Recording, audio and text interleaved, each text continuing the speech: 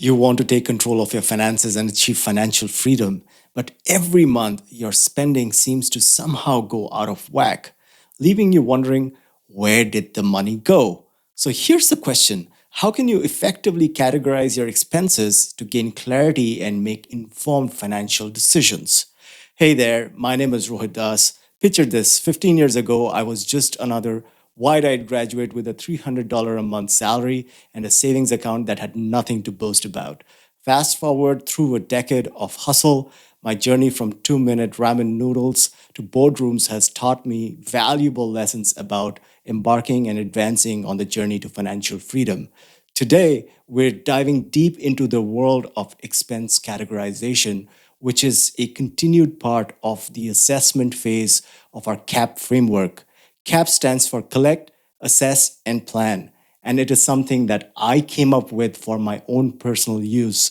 The goal was to help me be more structured in my approach to financial planning. So I hope you find this as useful as I do. Now, I must confess that by itself, expense categorization may not sound as exciting or sophisticated, but trust me, this is essential to understanding where your hard earned money is really going. Before we jump in, though, let's talk about why we're doing this.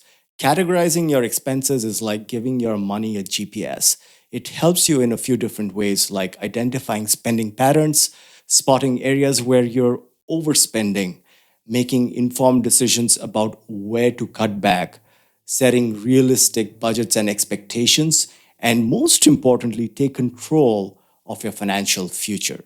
By categorizing expenses, we bridge the gap between knowledge and action. Moreover, analyzing personal and household expenses is actually essential to financial well being. According to a 2021 study, 34% of US adults reported that they were just getting by financially. Understanding where your money goes is the first step to changing this. 64% of American adults report that money is a significant stressor in their life. By categorizing expenses, you can reduce the stress through better financial planning and management.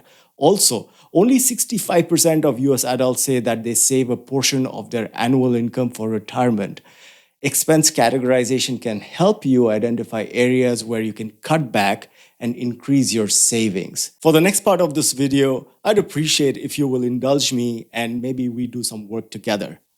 Download the free budgeting spreadsheet from the link below and follow along. Or use another spreadsheet that you already have or a tool that you already use.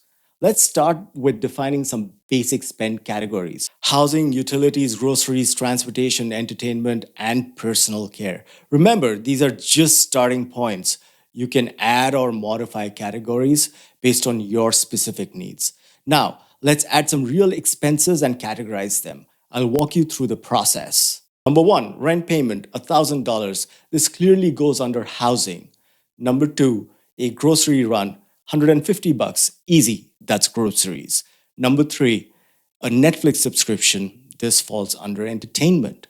Number four, a gas station run, $40. That's transportation.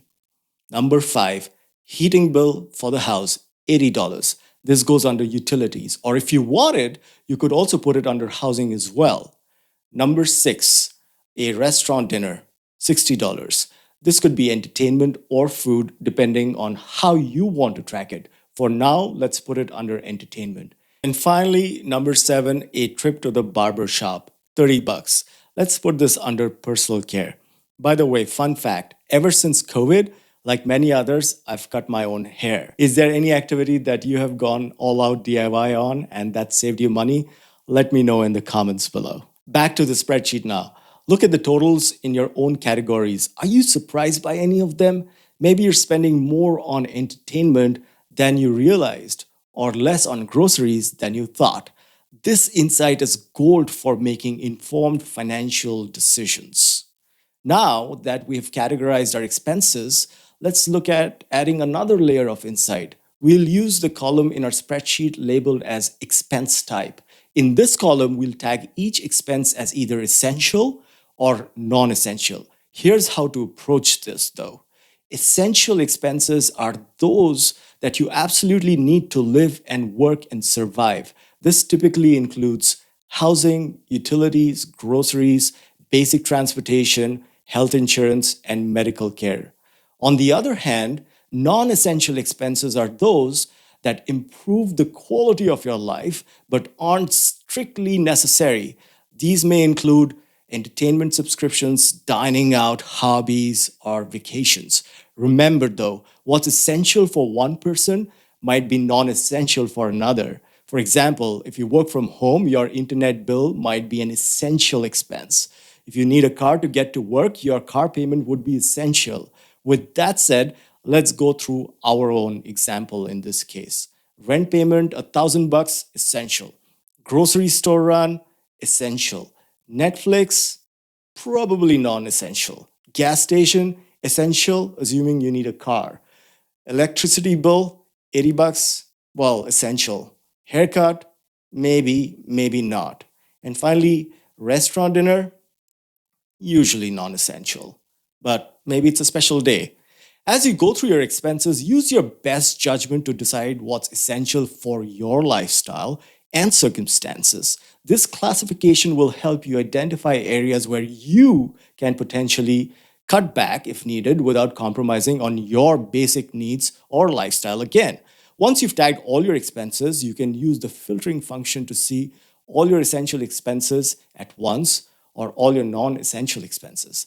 This can be incredibly insightful when you're looking for ways to reduce spending or increase savings. Remember, the goal isn't to eliminate all non essential spending. That wouldn't be realistic or enjoyable.